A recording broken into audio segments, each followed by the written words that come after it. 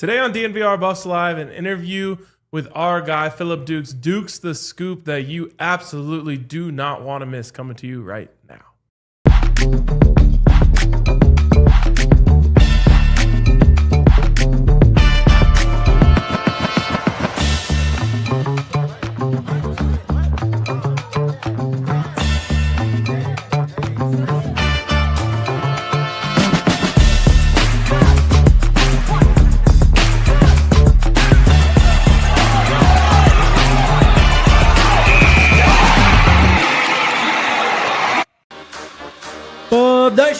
Let's go. Squad. Welcome into the Xfinity studio. It is Friday. Friday vibes only in the chats. What a show we have planned today. Oh, yeah. Banger on the way. And it's only right. It's Friday. Exactly. It's been a minute. Let's bring Phillip Dukes back on the show via the Xfinity mobile call-in line. A lot about recruiting, a little bit about Georgia Tech, but Dukes he was there. He was talking to Coach Prime in Boulder recently, so lots to learn from him. So let's head on over on the Xfinity mobile call-in line and bring in our guy, Phillip Dukes. Our guy, Phillip Dukes, a.k.a. Dukes the Scoop in the house, just down here in Colorado, too. Great to see you, Dukes. How you doing, man? And I'm good, man. Blessed. We got a little storm going on in Atlanta, so my internet is working, so I'm happy right now. They got World Cup stuff going on down there too? Hey, bro, it's ridiculous, bro. Like, man. So I've never been like an international football fan, but I think I am now. Hell yeah. The Cape Verdean team and the fans. Yeah.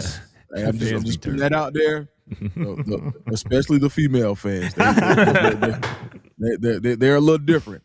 What Shaq say? I was not familiar with your game. Bro. So yeah, man. But it's fun, man. It's a lot of people in the city. The city is buzzing right now. It's good. I was here. I actually got to attend the Olympics in '96, and I was like 13, 12, 13, something like that. So this is like the I would say probably the second biggest event that I've ever seen in Atlanta. So it's really dope. Hell yeah, man. Let's start with your visit back to Boulder. Obviously meeting with Coach Prime, checking out the team for a bit. What were your biggest takeaways from the visit? What do you think you learned? I would say the synergy in the building.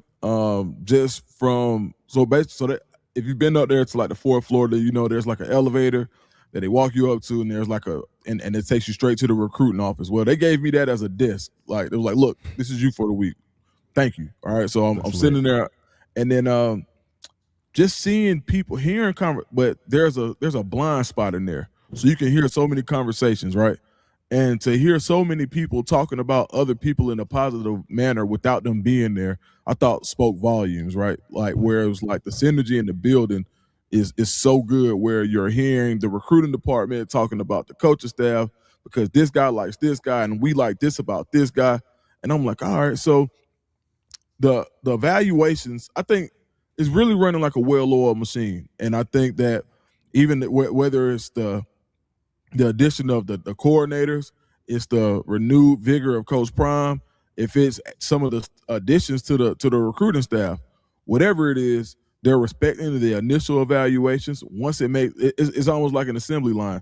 You got the initial evaluations, and this is what people aren't understanding. Coach Prime is going in and looking at the initial evaluations as well. So it's not just like, oh, we're offering him, now you watch. No offer, no offer. Coach Prime is getting in that. That's how in-depth it is. So I just thought that was really stood out to me as the synergy in the building, the energy in the building, and also just the assembly line type process that's going on. And you can see that, and I think I've said this on the show before, but I come from a manufacturing background. And some days you have great days in production, and it's not whether that you can be good. If you can be good for one day, that's luck. But if you can make the cycle repeatable, then you're good. And I think now what Colorado has is processes in place to make the cycle repeatable when it comes to recruiting. And so I think that's what stood out to me the most during my visit. What would you say was kind of the energy in the building, the vibe in the building? I'll never forget the year the Nuggets won the championship. Our Nuggets guys came back from media day and they were like, man, Like, no one in there is talking about anything but a championship. They're all talking about it's a 110 game season that we're preparing for, not 82. And not saying this has to be like that, but I was just curious if there was like something you noticed while you're there, like, wow, this is really the vibe. This is really the theme of all the conversations. Can I curse? Yes. F word? Yep. Fuck them. That's the vibe. Print the shirts. Yep. You hear what people are saying. We're reading the headlines. We're seeing the naysayers. We're seeing everything that you could possibly say about this program, why we won't win, why we won't be successful, why recruiting sucks, why Boulder is not a destination program, and fuck them. That's the vibe. I love that. Yeah. I love that too, man. Talking about recruiting a little bit more, man, Rashad Rich being the new director of recruiting, Coach Box, being the new director of personnel. What do you just make of that combo and what they've been able to accomplish, really changing the vibe, it seems like, of this program's recruiting efforts this offseason? Man, I think just like I just said, man, there's a chip on the shoulder. Like Rashad Rich, I spent probably about an hour getting to know him. And I actually had lunch with the entire, like with Box, Rich, Ray Forsett. So like just sitting by and watching everybody, how they interacted. What was impressed me about Rashad Rich was how he was able to port his relationships over from Penn State. So as a guy who was in the forefront, may have not have gotten his credit when I was at On 3 and 247, we had to know certain guys who were next up, the 30 under 30 type guys. Mm-hmm. He was always in that conversation. Him not going to Virginia Tech, him not staying at Penn State, but coming to Colorado, he has a point to prove. He wants to make it known that, look, now I think that you're seeing the like when you look at a guy like Gabe Jenkins, it's clear his impact that he's already making, but it's not. He wants to make it clear that it's not all about him. It's a team effort, and I think that goes a long way. Definitely. Coach Box, same thing. When you're seeing guys from their area, Nashville, DC, Pittsburgh, when you're seeing guys that are direct reflections of where you're really entrenched, I think that goes a long way. But it's more of a we, not me type situation when it comes down to the relationship between Box and Rich. And to see those guys go back and forth over evaluations. Why is this guy this high on the board? Why isn't this guy? Then you've got, or who's the stakeholder? Who's the champion of the recruiting situation? Who has the quote unquote stroke when it comes to who's going to make this decision? Hearing those high level conversations between guys who've done it at a high level and now are both in positions that they're both in the highest position they've ever been in. Right. So being able to see these guys prosper and take it seriously and say, man, you know what? I probably should have had this job or a job like this years ago. And hearing both of them, now they're not saying that, but their realization that, hey, look, we're doing it at a high level.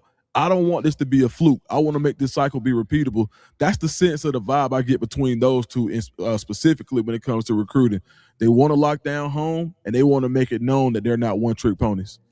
Dukes, I wanted to ask you quickly. You mentioned Coach Rich and Coach Box being like at the highest position they've been at in their respective careers at this point. I think of the two top guys of the recruiting kind of department at Colorado being those two. I think of a black head coach. I think of a black OC. I think of a black defensive coordinator. And I've heard some players talk about the fact that, like, Colorado, when they go on these official visits, sometimes it felt like an HBCU. Like, did you kind of feel that when you were there? And how just rare is that at the Power 4 level? I think it's very rare at the Power 4 level. The difference, I would say, is that's how I felt when I first got there. Like, when I was at On 3, that was literally like the last piece of work that I did for On 3, where I was like, hey, bro, Colorado's got like an HBCU feel. I exactly said that. And but what I would say now is being from Atlanta is less HBCU and more Wakanda. So it's kind of where it's like you got a real live superhero in there, right? And then you watch out everybody. And so when you look at it, and I'm gonna take you to Marvel here. Even in Wakanda, Captain America, Bucky was the Winter Soldier. That's who he became, the Winter Soldier, like after around that time, right?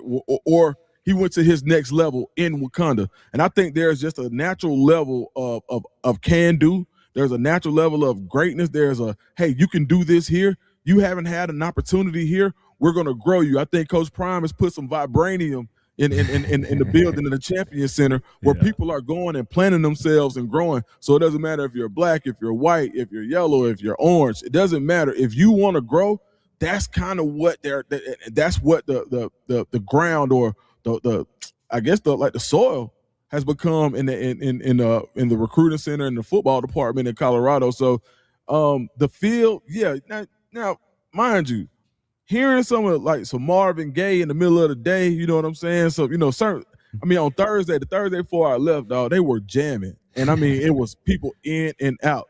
Yeah. But you'll be surprised, it was more white people jamming than black people. Like, it was crazy, bro. Like, man, I forgot this lady's name. She's an older lady. Some of us have taste. yeah, for sure, man. Like, and so what I think even in the time where right now, I think the country is under attack, racially, it's just like a lot of weird interactions. I think Colorado is getting it right as far as being very inclusive of everybody who wants to grow, no matter what color. And I think it's something to be proud of, especially for somebody with a background like Coach Prime, where he's seen it all.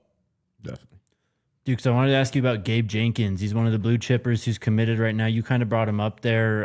Extremely versatile. First off, where do you see him fitting in at the college level, and just what can you tell us about him as a recruit? I see him as a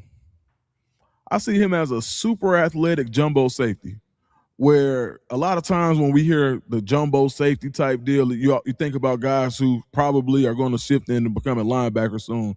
But he's a guy who has the speed, the athleticism, and the twitchiness to remain that safety. He's just big as hell, and I think with that ability, I can see him being he's a box safety. So there's going to be some times this year where you're going to see some secondary combinations based on down and distance. Some people may be in the game, some people may not, based on their abilities and their limitations. He's a guy that I don't think his size or his speed will allow him to come off the field once he gets on. You find a place for him in the secondary because he can do so many things well. If he gets his hands on the ball, he's a threat for 6. Literally watching him play quarterback, the way that he's able to manipulate defenses because of his knowledge of offense helps him in the long run. So I think he's a guy who plays a really smart brand of football with a lot of physicality and athleticism. So he's a safety that I think really helps you because you can put him on the roof as a free, or you can drop him in the box and you don't know what's going on. So if you want to do cover 3 and you have a drop 8 and he's the guy that goes to the roof and he's playing on the line of scrimmage, he can do that. And that's super popular in college football right now, where you're putting 3 guys on the line, bringing everybody up, playing cover 3, and maybe your linebacker is the guy dropping. Well, Gabe Jenkins can do that from any position on the field to go play center field. And I think if it's anybody I'm excited about in this class, and I've been vocal about it, it's Gabe Jenkins. I love that. Dukes, I have a lot of respect for your understanding of the recruiting world.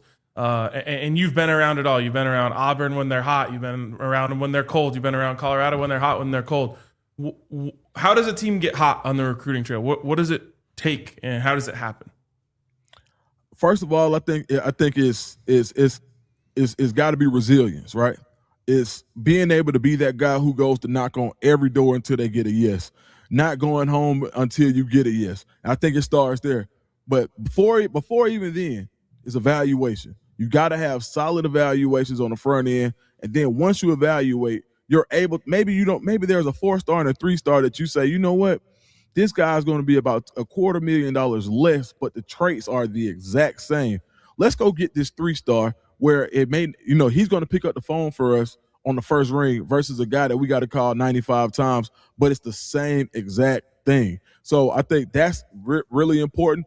But the resilience. My dad has a saying. He says, and I say this a lot, this is my favorite saying in the world: if you keep going to the barbershop, eventually you're going to get a haircut. And I think that's exactly where Colorado is, right? You keep calling, you keep talking to guys, and you don't stop. You have to be relentless when it comes to recruiting, because it's not just you. There are 100 and at least 133 FBS teams? 38. See, yeah, it just went up. So 138 teams are vying for these same services. What's going to make you stand out? And among that 138, some of them come from a very wealthy families. So it's like you're fighting money, you're fighting prestige, you're fighting the clout, right? So I think by being able to keep going and having that resilience, that's super important. And then once you get people to pick up the phone, I think closing, that's what gets people hot. Whenever you have that, whatever it is, whatever that secret sauce is, whatever it is to close out on guys and to get somebody to jump in the boat, that's when you start to see things take off, when you get proof of concept through your closing that says, you know what, this guy is willing to go. I wonder what he sees in it. You remember back in high school when all of a sudden one girl just becomes like the hottest girl in the school for some reason? It's like, But it's really because 2 or 3 guys say she's hot, and you might not even like her like that. It's like, right? Oh yeah, they say she bad, but if you bag her or you date her, right? Then everybody's like, oh man, you got the baddest one, woo, woo, woo, and you feel good about it. Like then you start to look at her a little differently, like, oh man, I guess she is a little cuter than I thought, right? That's kind of what goes on with a school when they may not when a certain guy like an Andre Adams goes out early and he says, oh yeah, Colorado is the place to be. Then you might get like a Jaden Kelly Murray go and say, turn around and look and say, I like that quarterback. No, he has great taste. It must be something about Colorado that I missed. And then he gets in the boat, and then he looks around, and the cycle just repeats itself. So when I've seen successful programs, like right now I'm watching it with Auburn. I saw it 2 years ago with that class that when Hugh Freeze got Cam Coleman, Malcolm Simmons, the Freeze 4, what they called it, where he had like 4 of the top 60 receivers in the country, something crazy like that, right?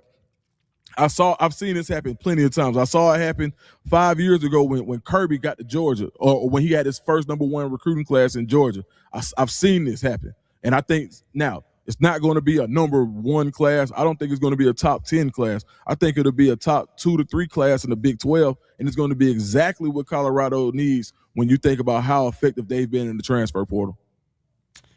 We got Dukes to Scoops here on the Xfinity mobile call line. Let's take our first break, and we'll be back. Surfside. It's a Surfside summer here at DNVR. We're going to be watching the World Cup. We're going to be cheering on the Rockies and getting ready for football season, all while crushing Surfside. Even when we're hanging out, just RKs on the golf course, you and I are maybe, I don't know, just taking a hike or going to the pool, whatever it might be. Exactly. We're going to be crushing some Surfsides all summer long. When the days get longer and the mountains call, it's all about those early hikes, weekend rounds of golf, and evenings that stretch just a little bit later. That's where our friends at Surfside come in, made with real vodka. Surfside, only 100 calories and 0 bubbles. That zero carbonation really is one of the best parts about Surfside. Extremely crushable and smooth every single time. They're crafted with premium vodka and have real ingredients. Surfside has quickly become one of the fastest growing spirit brands in the country, earning major awards in the title of 2025 Spirit Brand of the Year. So whether you're hiking, golfing, or just soaking up the sun, enjoy it with a Surfside. It's not a seltzer, it's Surfside. Sold at bars, restaurants, and stores near you. Must be 21. Please drink responsibly. And if you're not sipping on the Surfside, man, get you some Casamigos, man, or maybe get you some both, man. But Casamigos, the drink of the World Cup, man. You already know what's going on, man. The World Cup is going on right here at the DNVR bar with watch-alongs. We're hosting watch parties for the U.S. men's national team games throughout the entire tournament right here at the bar with plenty of Casamigos to go around, including the new ready-to-enjoy Casamigos margarita, man. Simple ingredients, that Blanco tequila, lime juice, natural flavors, just 110 calories per serving. Real juice we're talking about right here. 2 different flavors as well, the classic lime and the spicy. Obviously, the USA men's team plays tomorrow, so come join us at the DNVR bar for a watch party. We'll also be doing one for the June 25th game next week against Turkey. $12 Casamigos margs all tournament long. Come check it out, or check it out at thednvr.com/events for more details and a free RSVP. Shout out to Casamigos. Dukes, just piggybacking off of RK's last question there. I would argue that the Buffs are relatively hot right now on the recruiting trail, but it seems like nationally they haven't cracked like the elite of the elite, just elite level in terms of, buzz around the recruiting, trail. What do you think it is going to take for this 2027 class for nationally Colorado to kind of get the buzz on the recruiting trail? Is it a single player? You obviously, like you mentioned, you got the quarterback, you got some impressive offensive linemen and whatnot. What is it going to take, you think, for Colorado's recruiting class to try to break through kind of the national kind of window, so to speak? Highly ranked players. That's all it is. So a Prince Washington isn't going to excite anybody. As excited as I am about his film, he's not going to excite the national pundits about Colorado recruiting. Yeah. 5 stars and 4 stars move that. The rankings kind of push the conversation. But if you get one guy, when you start to beat, and recruiting, there's a saying, it ain't who you get, it's who you beat. When you start to beat the Georgias, when you beat the Texas, like Tyler Alexander, that's one that could kind of shift people's opinion a little bit, right? I think right now it's one bigger than him. Now the best player that Colorado is recruiting right now is Antonio Berry.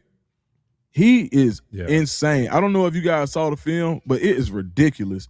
He's so good. He doesn't even have like his highlights lined up. You just got to go find it yourself. Like, hey, bro, you want to see this? Like, you do the work, right? And that's interesting, Dukes, and I think especially good for Colorado because he's teammates at Tupelo, Mississippi, with Kylan Bobo, who obviously Colorado was recruiting very hard at the running back position as well. Yeah, absolutely. And I think his super high quality film. But you get him because now the word is getting out in recruiting circles that he may be the top tackler in this class. When you ask guys who do it for a living, and they go and review the film, and they say, go look at his film, and go look at the number 1 guy, or go look at the number 2. You're not losing. And what he did at the Under Armour camp, he went absolutely nuts at the last camp. I mean, so this is a guy that nobody's talking about, but in recruiting circles, if Colorado lands Antonio Berry, that's for people outside of Colorado. Now, even in people in Colorado, it may not seem like a huge deal because of the ranking. In recruiting circles, that's going to be like a Jordan Seaton level recruit. So I think as more people start to realize that you're beating Ole Miss, Mississippi State, Georgia, and Alabama, and then for Tyler Alexander, you pull those 2 off, you'll get more coverage than you've been getting. But I don't think until Colorado starts to get into that top 5 range, top 10 range, will you see the same amount of national attention that other schools get. Dukes, I wanted to ask you about Georgia Tech. Last year they kind of had a lot of things lined up with Haynes King at quarterback, perennially top 25 ranked last year.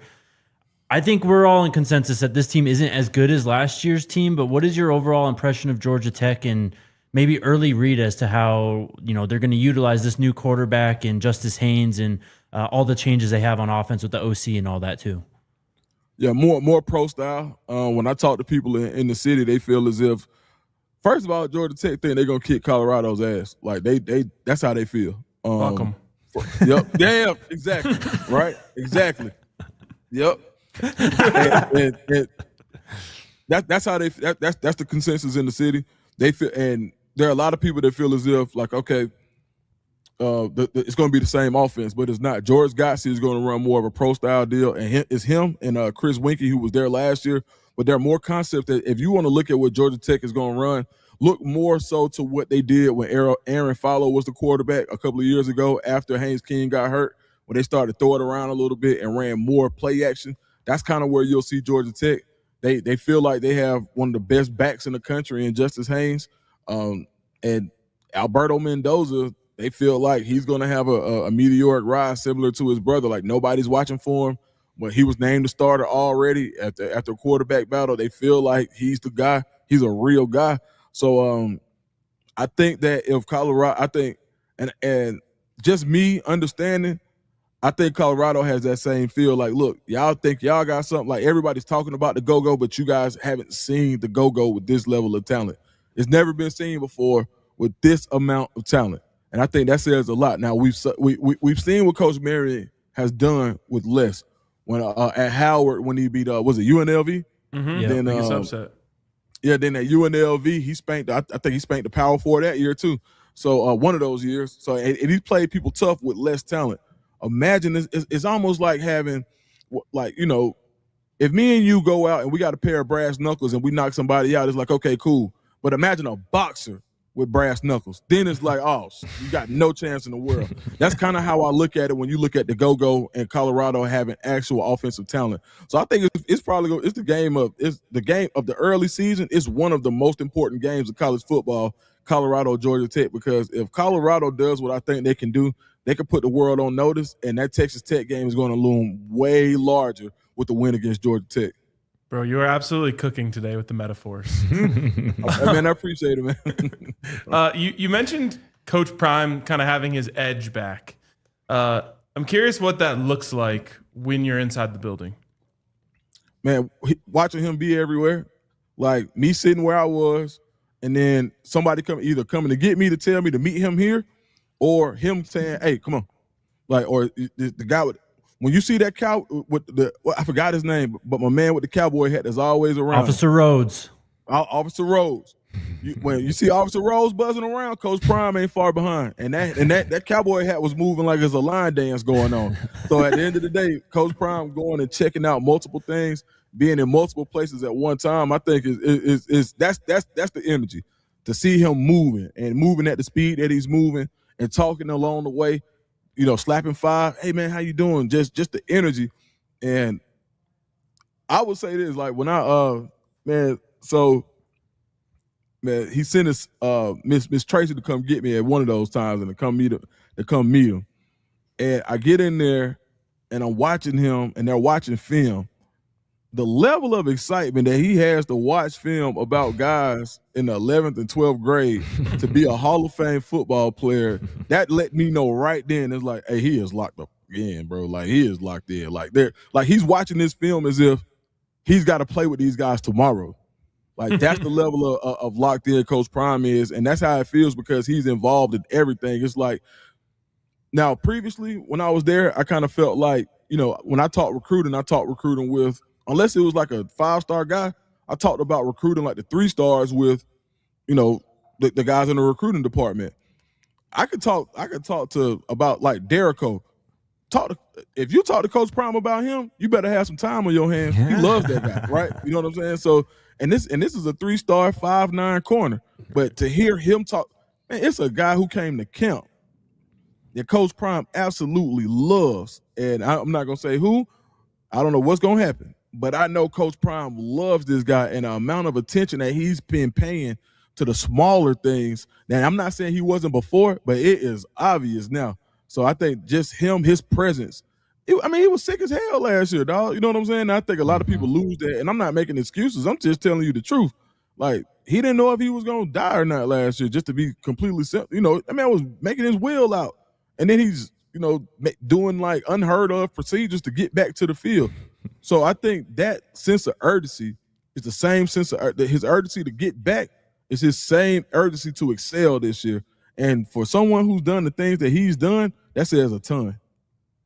I love that. So that's good stuff to hear. We were talking a little bit about a couple minutes ago about Georgia Tech. One person who I know is going to be excited for that week 1 matchup going back home is Juju.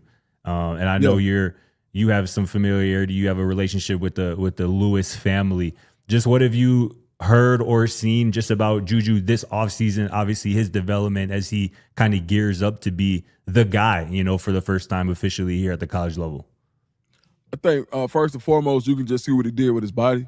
I think the type of maturation that his body has undergone, even from a perspective of could it just be natural because we forget that he got here at 17 last year, but then too the extra work that he's put in to see him look more chiseled. You see him even when you just watch some of the drills, the ladder drills, he looks a little more explosive. So I think that means a lot. I think that says a lot. And I kind of liken it to how if people have seen Shedeur lately, they're like, hey, man, Shedeur looks good. Like, Shedeur looks like he's done some things. I think Juju is in that same boat. Him coming to the crib and playing, I've seen – this is one of those things where I don't care how he practices. I've got to see him in this game. For sure. The last time I saw Juju in this type of pressure situation, it was Carrollton versus Langston Hughes. After Langston came off that state championship where they beat the hell out of everybody. And at that moment, that year, Aaron Nolan was the quarterback. It was Ju versus Ohio State commit Aaron Nolan, and Aaron Nolan was a senior, and I think Ju may have been a sophomore. Ju was coming off the season where he had threw for 500 yards in the state championship game, but people didn't know if he could do it against a team like Langston. And he comes out and he goes absolutely nuts. Throw for throw with air. some people felt like he outplayed Air. Air got the win, but when it came to the quarterback situation, his stats were better. But when the lights were on, you have no idea for a high school game how many people were there. I mean, it was agents there. It was some pro people there, like people who have kids in the who played on that team who was in the NFL. Like, it was a lot of people there. There was singers. It was rappers there. It looked like a damn Colorado game. That game, it was on ESPN. Like, it was ridiculous. And Drew just goes out there like, touchdown. Like, that's how he went out there. So I can't wait to see him at Georgia Tech in the crib in the biggest game of college football to start the season. So, yeah, I'm just excited to see what he does under the lights because he's one of those guys that the lights do something to him. So I just can't wait to see it. We'll leave you with this one, Dukes. We've got, 16 commits right now. Is there any guy that you are more excited about than the rest or your favorite commit at this point in time? I've said it about Gabe Jenkins a lot.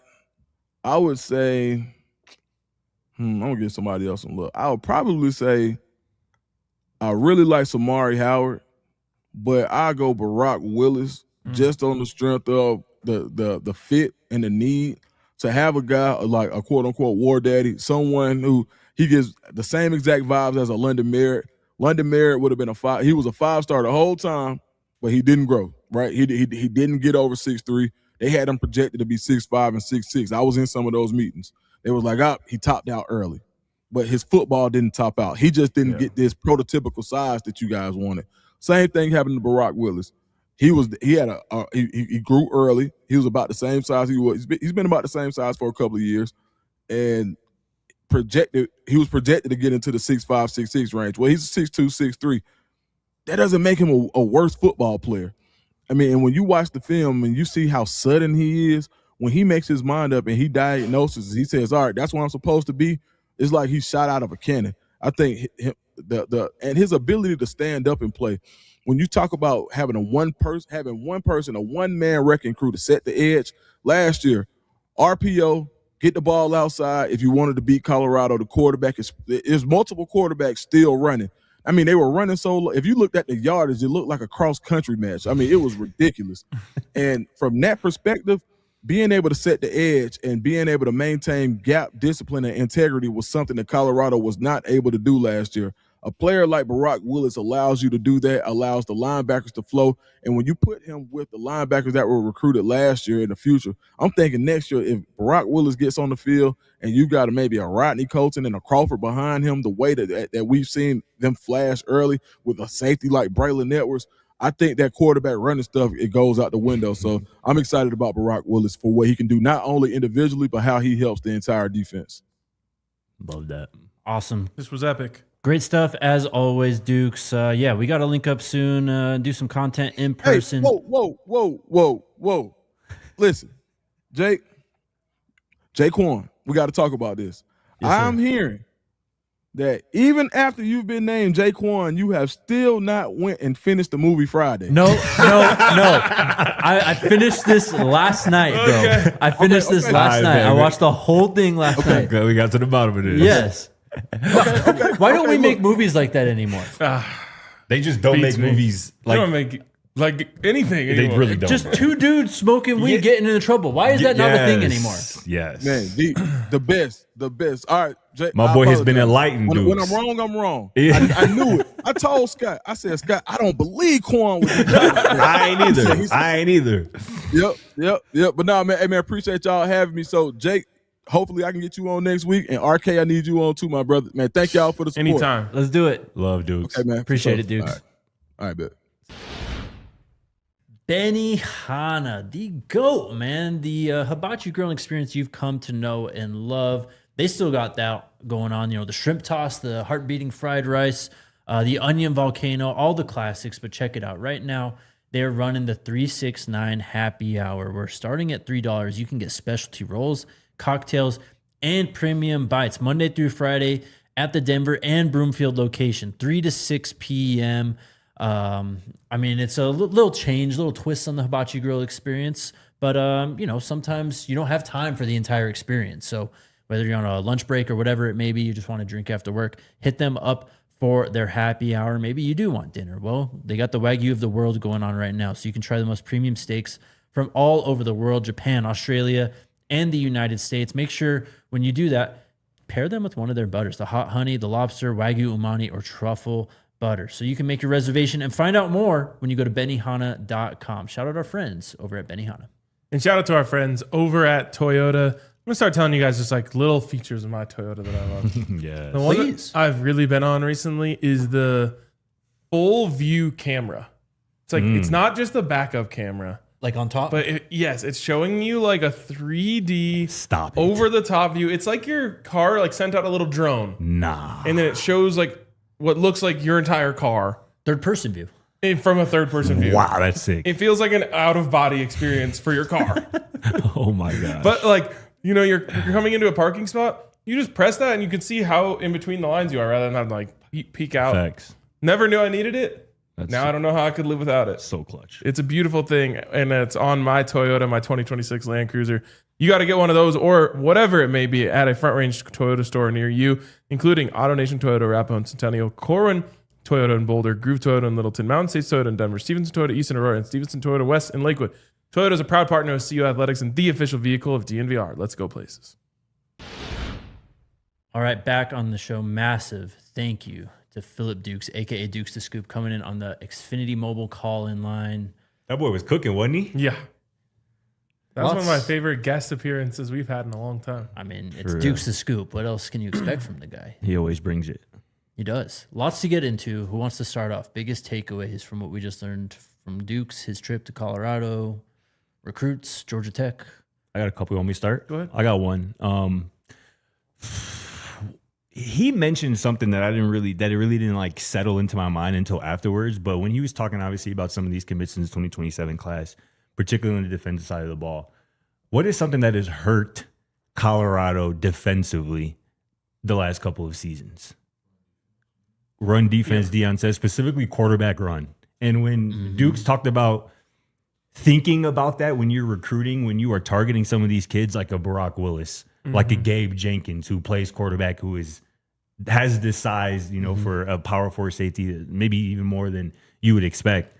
Some of these guys who can really just help you athletically guard against quarterback run. I think that is really smart because as we talked about, chronicled, that is something that has really hampered Colorado's defense the last couple of seasons, obviously most notably in 2025. But going into, you know, high schools with that in mind, you know, guys who are just relentless, either getting after the passer or just tracking a quarterback, whether they're outside of the pocket, you know, down the field or any of that. So I thought that was really enlightening, and it really makes sense. And I love to hear that the staff is thinking about specific ways to improve this roster in ways that has hurt the roster maybe in years past. How could we amend that? How can we fix that? How can we get guys in the building who can help us, you know, kind of check that box? So I thought that was really interesting and enlightening from Dukes there after he spent some time, obviously, with Coach Prime, with the recruiting staff here over the last week or so. Yeah, I mean, just having a more athletic defense is something that I think all teams are trying to do all the time. And you can see as this kind of recruiting class goes on, they're getting super athletic on defense. Yep. I mean, there's a difference between like straight line 40 speed and like pursuit speed, right? It's almost like that. Like we almost talk about it more so for linebackers, but like sideline to sideline ability, right?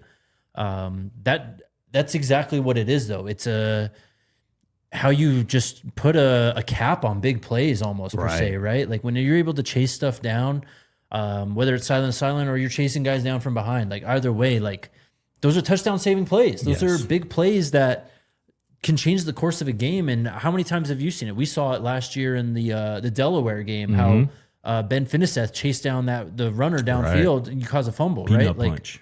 There's I think there's just kind of that never say die attitude that they need to get back to, right? Because it kind of was last year, just a lot of giving up too early. There's lack of effort, right? And I think that's just that mentality of playing to the whistle. Like you really need to, that's something you kind of breed, right? And you bring it like, you almost kind of, it's one of those things that you have to keep on like teaching and preaching on almost to an annoying point to like remind the players so that they keep on doing it. But some teams have it, some teams don't. And if you don't have it, it's like you just don't have the guys who have the motor to do that type of stuff. So.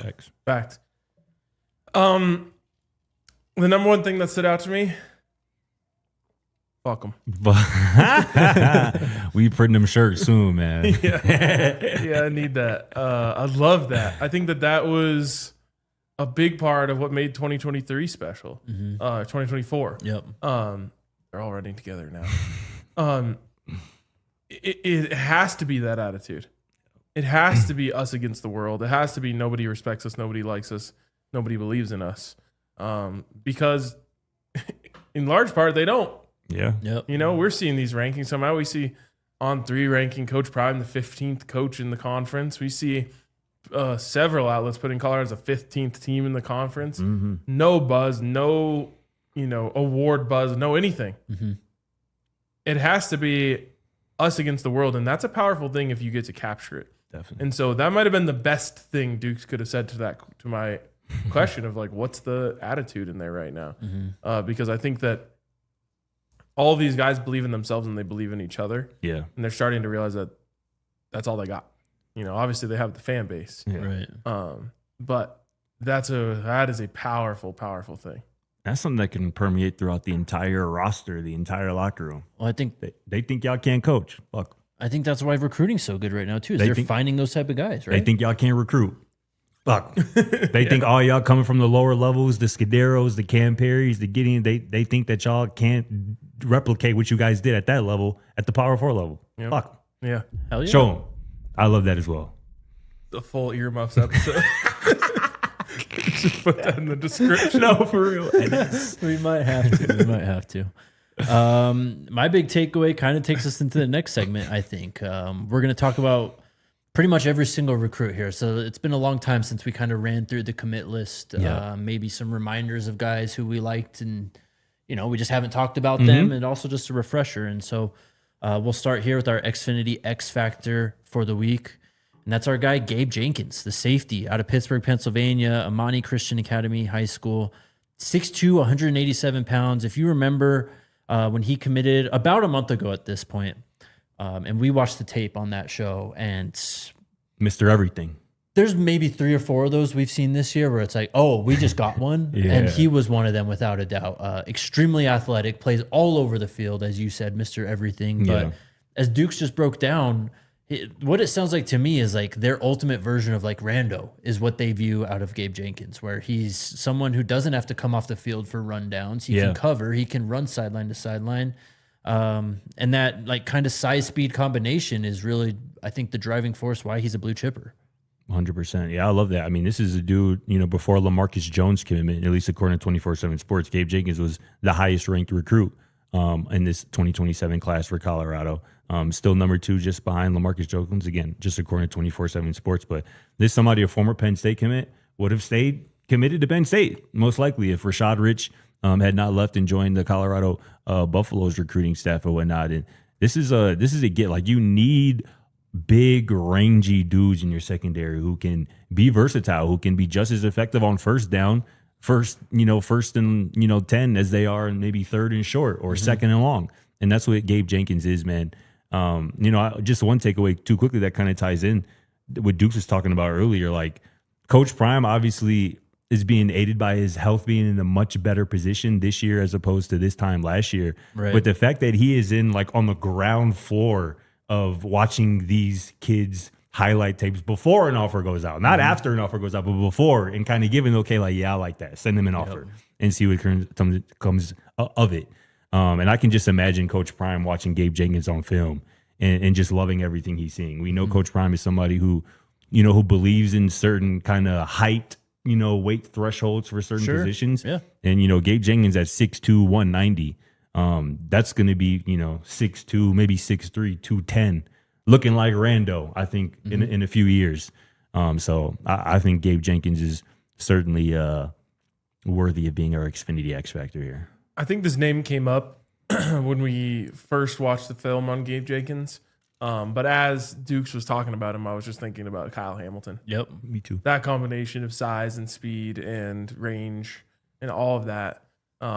And that's obviously a really lofty comparison to get there at the NFL level. Right. Sure. But at the college level, it's not nearly as crazy to be like that type of player, that type of impact. And that's, when you get the blue chip next to your name, Yeah. that's the type of, impact that you can have on the game. Totally. And, with some of those guys, like, I know Isaiah Simmons is another one who comes to mind, right? Like, it's usually these big guys who are being kind of asked to be more athletic, right? And I feel like those are the ones that don't work out. Whereas Right. Gabe Jenkins is kind of the opposite of that, right? Like, this is a pure athlete who's just getting bigger and bigger as he ages, obviously. And I think it's just widening his skill set, what he's capable of doing, right? I mean, again, if you haven't seen him already, go pull up the tape. Just watch him with the ball in his hands and watch how rangy he is on the back end too, attacking the football as kind of that single high safety. And this isn't someone who's you're gonna have to worry about maybe did they get him locked in a one-on-one? Like this is a liability for us. Like, this is a guy who is absolutely going to thrive in those kind of situations, and I think is just going to become he's going to be a rising type of player, I think, throughout his career. So I think they've really knocked it out the park these last 2 cycles, the secondary position, right? We already got a couple freshmen who have made some noise as early enrollees this spring. Braylon, Mojo, Preston, and you already got 5 defensive backs committed in this 2027 class. So We'll get to the other 4 here in a bit, but you can see the vision. And the other safety they brought in addition to Gabe Jenkins, Samari Howard, we'll talk about a little bit later.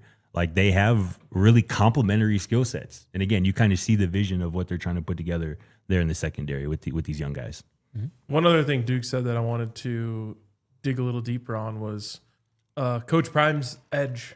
yeah, He said he has his edge back, and him zooming around, talking to everyone, dapping everyone up, words of encouragement, maybe words of correction, like whatever it may be. That is the secret sauce of this program. Like, let's not forget it. Let's not get it twisted. We're having these conversations right now because of Coach Prime. right. And it's like a head of the snake situation last year, where it's like the snake was without its head. Yeah, For sure. Totally. Where's it gonna go? Nowhere. Now the snake has its head back. Yeah. And that is great news for Colorado, because now it has its bite back too. right. I mean, Duke said it, I think, eloquently earlier, and I think appropriately. Like, Coach Prime was fighting for his life around this time last year. Like, he was making out his will. Like, this was a serious.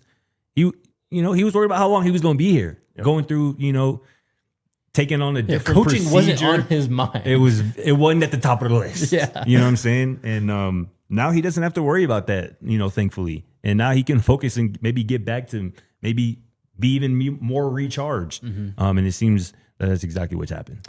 No doubt. And I don't think Gabe Jenkins is a Buff if it weren't for Coach Prime being healthy. And so, Yeah. obviously shout out to Coach, and, great to see him, obviously turn the corner and just get better and better, because he does seem to be back. And so now we got players like Gabe Jenkins to talk about.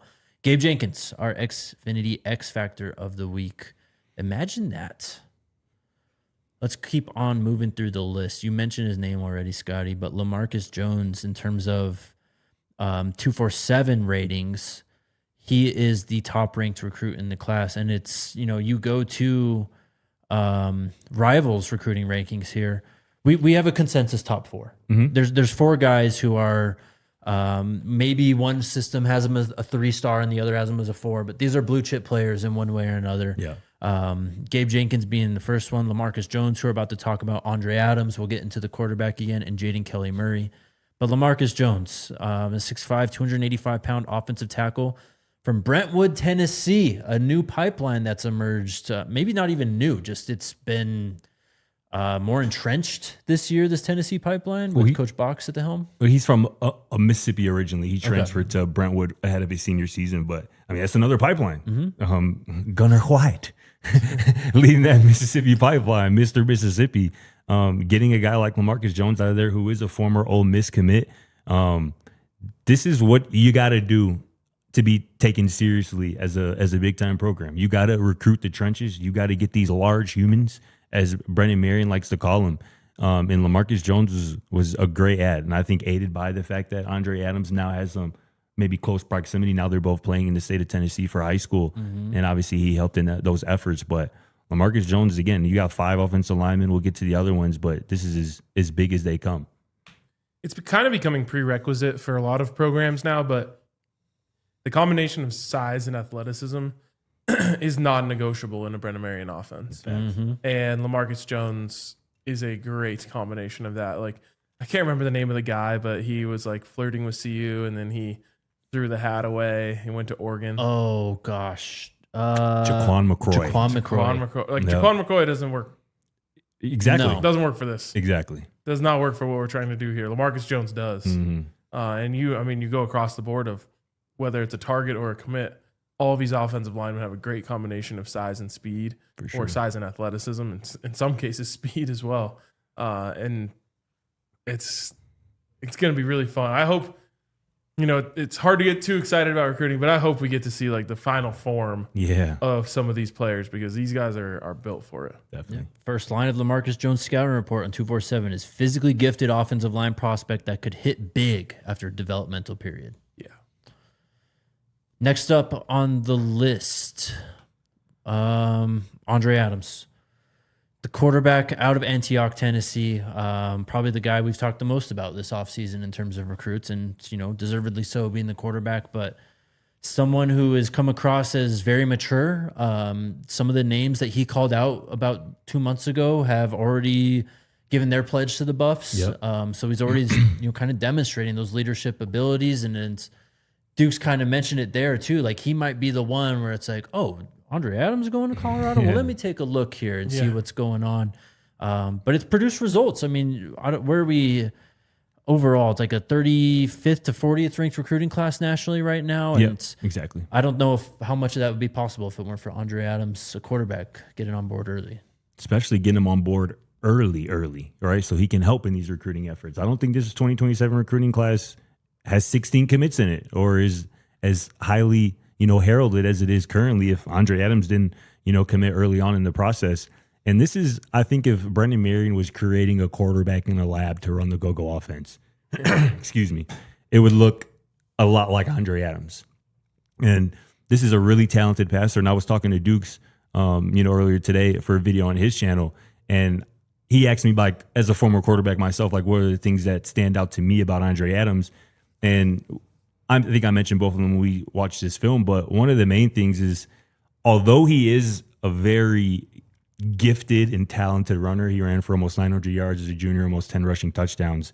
When he does escape the pocket, he's still looking downfield to make plays with his arm. Mm-hmm. He's still trying to throw the ball downfield, and he almost uses his athleticism as kind of a last resort, which I think is a trait of some of the best quarterbacks that we've ever seen, particularly in today's game. So, hearing Andre, tell Unc recently that he is taking some of those go-go concepts to Antioch and whatnot to use as a senior in high school, I think is dope and speaks to his high football IQ and acumen and whatnot.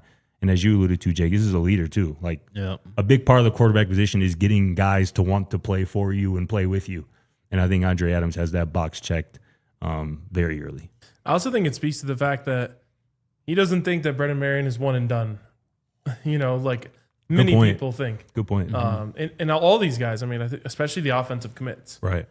They're committing to play in the go-go. Yeah. They expect Brennan Marion to be a part of this program next season, and I don't think that that's an accident.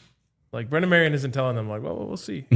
Like, oh God. So hopefully that head job comes calling. Like, no, like these guys are expecting to be here. Yeah. And I love it. I love everything about Andre Adams that we've learned so far, and I'm excited to learn more because I think that he has an incredibly bright future, and I'm looking forward to being at Colorado. No doubt. Jaden Kelly Murray is next. He's one of those names that Andre Adams called out at a Nashville camp shortly after Adams committed to Colorado, saying he wanted Jaden Kelly Murray to come on board and be a Buff. He ends up going on his OV and ends up committing to Colorado. This is the only wide receiver in the 2027 class for Coach Prime and the Buffs to this point, which, again, it's not a position we worry about. There's more to come for sure. We know that. But he's the one who your quarterback wanted. He's the one who's locked in right now, and he's the one we talked about when we watched him. Maybe some Jimmy Horn comparisons. Yeah.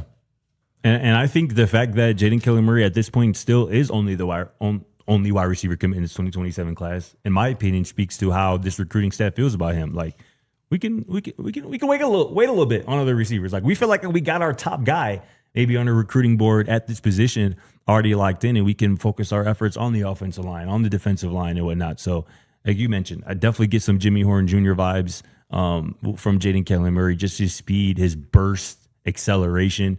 And even for a guy who's listed at 5'10", is not afraid to go up and get the football or make some difficult contested catches as well. So this is a playmaker who I know Brendan Maroney is going to be able to utilize to maximum. I mean, I said it the other day, my favorite commit in the class so far. Yep. Just a electric playmaker who floats. Yes. Like, when Gliding. he accelerates, it just looks like, it almost looks like a bike rather than a car. You know how when you see someone coming on one of those speed motorcycles, like they're just floating by you. It's like they're like half an inch above the ground. Yes, yes. That's what I'm seeing from JKM. Love it. Barack Willis, who Phillip Dukes just talked a lot about in terms of being his favorite recruit in this class and something that they kind of need, right? And this is another player who's on the verge of becoming blue chip. So we just did the top 4 guys, the consensus top 4 guys in this class. I think that there's a lot of guys who could rise and become a consensus 3 or 4-star blue chip type of player with a good senior season. Barack Willis has to be at the top of the list, though. Yeah, I mean, Duke's kind of enlightened me a little bit about Barack Willis, his background, because you look at the production, right? As a high school freshman, he had 14.5 TFLs and 9 sacks. As a sophomore, 26 tackles for loss and 17 sacks. As a junior, 125 tackles and 23 tackles for loss. So far, he's already got 300 career tackles, 63.5 tackles for loss already. And you're like, you watch the film, which we did, and we're like, this dude is popping off film. And it makes sense when Dukes explains it. Like, this is somebody who has been his current maybe height, about 6'2", 6'3", maybe since he was a freshman. And maybe, some of these recruiting sites expected him to get into the 6'4", 6'5", because I believe if he is 6'4", 6'5", 235, he is a legitimate 4-star, if not, maybe even higher than that. So that makes a lot of sense. And I think it's dope on this Colorado staff to obviously look past that and make him a priority, because they watch the film, they see the production, and they believe in this young man. Well, and it's so interesting. I'll never forget when I heard from one of the recruiting sites, I think it was Shannon Terry, who said the 5 stars are supposed to be a prediction of the first round 4 years from now. Right. Yeah, that's how 247 does it. Yep. And I hate it. Couldn't hate it more. We're projecting how these guys are playing in college football. Why are we projecting to the pros? They've got a whole college career to play before we're projecting to the pros. Facts. But little things like that give me the same vibes. It's like, oh, well, is he going to be able to be a first-round pick at this height? Who cares? Yep. He will eventually. Facts. But when we're talking about how he's going to produce at this, I mean, look at Ruben Bain. Exactly. Just went 15th overall. Yeah, similar size. And that extra 2 inches of height really makes no difference in college. Yeah. Like Duke said, does that make you a worse football player? No, it doesn't. So that was 4-star tape at the least. Another player, though, who could rise with a good year is one of the most recent commits, Cordero McDaniel. When we watched his film earlier this week, I mean, we talked, the size was immediately noticeable, right? But, I mean, he does not move how a normal 6'5", 325-pound offensive tackle would move, right? Like you bring up Jaquan McRoy. Like you think of that, I think, when you mention that size, especially at the high school ranks, right? But this guy's very impressive. I mean, decommitted from Ole Miss to become a Colorado Buffalo. So an SEC flip, one of 5 offensive linemen in this class, and a real developmental piece that could, I mean, the tools are all there for him to put it together and become an impactful tackle at the college football level. 6'7", 325 pounds with more room to grow. I spoke to Cordero a few days ago after he committed. Did you ask him how tall he is? No, I didn't. Because we have conflicting reports. We do. We've heard 6'7", we've heard 6'5". Yeah. He says 6'7". I know, yeah. And I think so does Rivals. Rivals has him as 6'7", 247 has him as 6'5". I was going to say something. But this is, I spoke to him. I encourage you all to go check out my interview with Cordero on thednvr.com. But we talk about versatility, right? This is a 2-time state champion as well in shot put. And he said he really only does that for something to just get out the house because he'd be bored. He's a power lifter as well, which obviously helps him on the football field. And this quote, I think, I just loved. He goes, just look for that number 79 on the field because he's going to be doing his job every play. If it's a big hole and the running back getting that touchdown, just know number 79 did that. Like, this is a real confident dude who I think is really going to fit in. And another guy who probably wouldn't be here without Gunnar White. Oh, that reminds me of a quote Von Miller had. He was like mic'd up before Super Bowl 50. He goes up to the ref and he goes, all right, so here's what's going to happen. I'm either going to be in the backfield or I'm getting held. And just remember, if you look up, you look in the backfield and I'm not there, look over. I bet you I'm getting hold. So if I don't have a lot of sacks, they holding me, right? Oh, yeah. That's hilarious. He's right, too. He was absolutely right. All right, so there's kind of your top 6. We got 10 to go. Let's pick it up a little bit. I guess the show will be ending fairly soon. So if we do run over, head on over to thednvr.com for overtime. We'll be finishing the show over there. Next player, though, actually the first commit for Coach Prime and the Buffs, Devon Derrico, the cornerback out of Miami, Florida, who, again, Dukes just, a little insight there, how Coach Prime is very involved in the process to, picking these players, right? And deciding who gets the offers and stuff. And not only that, but Coach Prime is just completely in tune with all these recruits as well. Pretty much a driving force in a lot of their commitments, right? He's saying that if you ask Coach Prime right now about Devon Derrico, he's going to break down a whole hour's worth of stuff about him. So what comes to mind when you think about Devon Derrico right now? The fact that Coach Prime is that giddy about a cornerback who is listed at 5'9", 170 pounds, I think says a lot, and how much he sees in his film and the potential. So I think also too, him being the first commit, kind of getting the train on the tracks with this 2027 class, I think means a lot as well. Yeah, I mean, you said it. Coach Prime essentially is changing his philosophy for this player. That says a lot about him. Definitely. Samari Howard is next, also a Florida cornerback from St. Thomas Aquinas High School, a true powerhouse down there. Another high-ranking 3-star. Again, there's a whole group of these guys. You could throw in Cordero McDaniel, Barack Willis with the 2 DBs we've just talked about.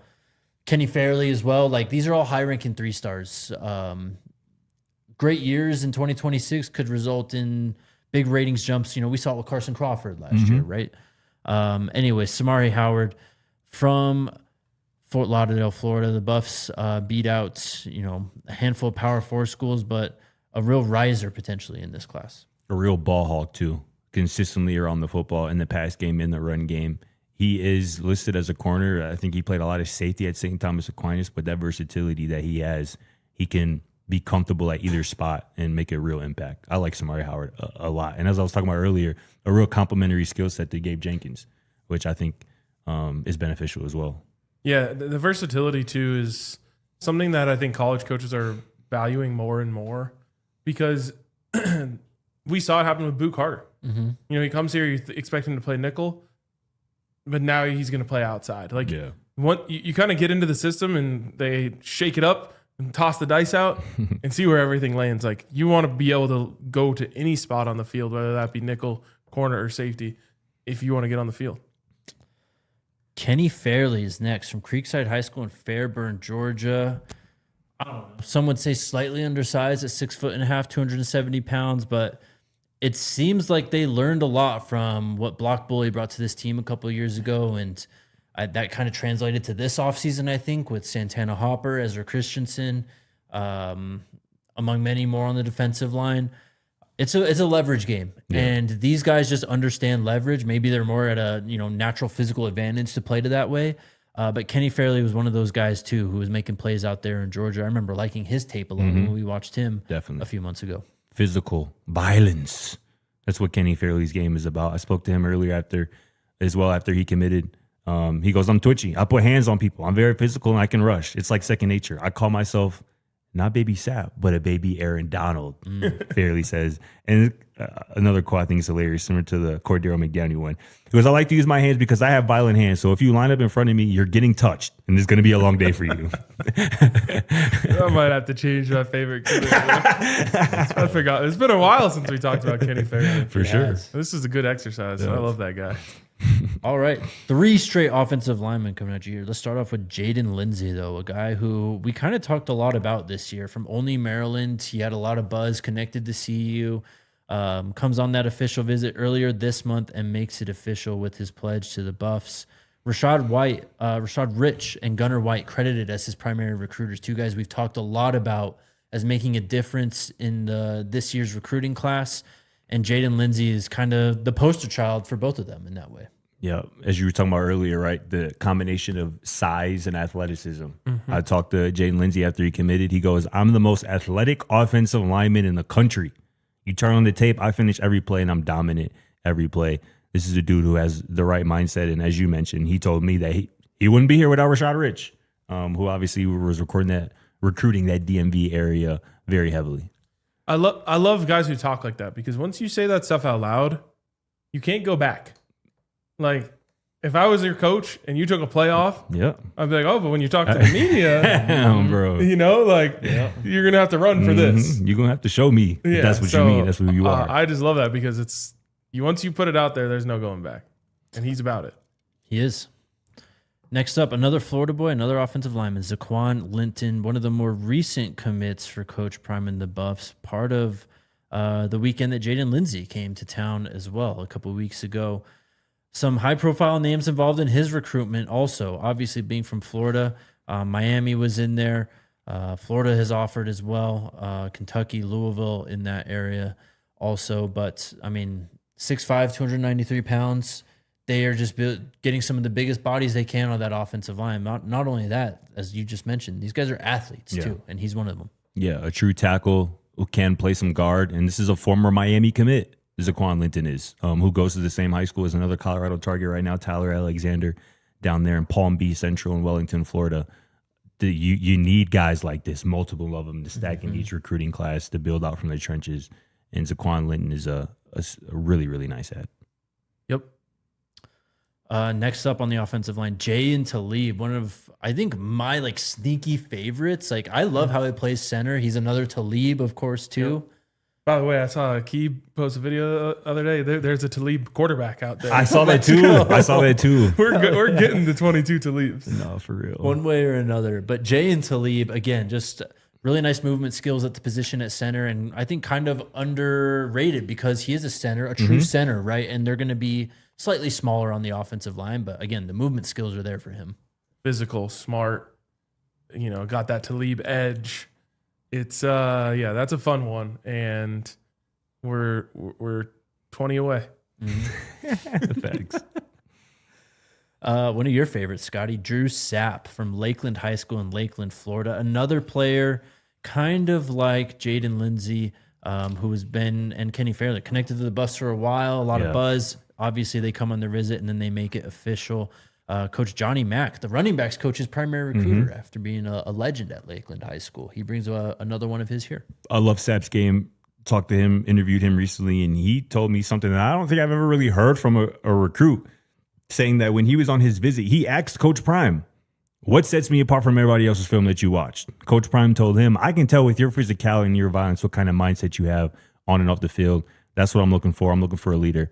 And that's what I can see you doing here at Colorado. Super productive last year as a pass rusher. 28 TFLs, 13.5 sacks. Drew Sapp is definitely one of my favorites in this class. Motor for days. Relentless. That's what I love about Drew Sapp. One of the standouts so far, in my opinion. How about Javon Pulliam from Hoover High School in Hoover, Alabama? Hoover, you should know that name by now, a high school powerhouse in the past, and I think now again in the present. Is that correct? Powerhouse? Yeah. An under-recruited player. Mostly G5, Jacksonville State, Appalachian State, Tulane is who Colorado beats out for his commitment, but a lot of tape that we liked when we watched him a few weeks ago. Not enough people watching that tape with that list of offers. Under the radar. When I think of him, I think of how you used to sign off last offseason when we would do our, videos watching the film. All dogs. Bro's a dog, for real. That's really all I got to say about him. He's also one of my favorites. 2 corners to round out the class. First one being Will Rasmussen from Orem High School in Orem, Utah. 5'10", 180 pounds. So again, maybe slightly under a Coach Prime threshold when it comes to that position. This one feels like Coach Bach's calling a shot, though, because maybe not from Tennessee, but he's credited with being the primary recruiter for Will Rasmussen.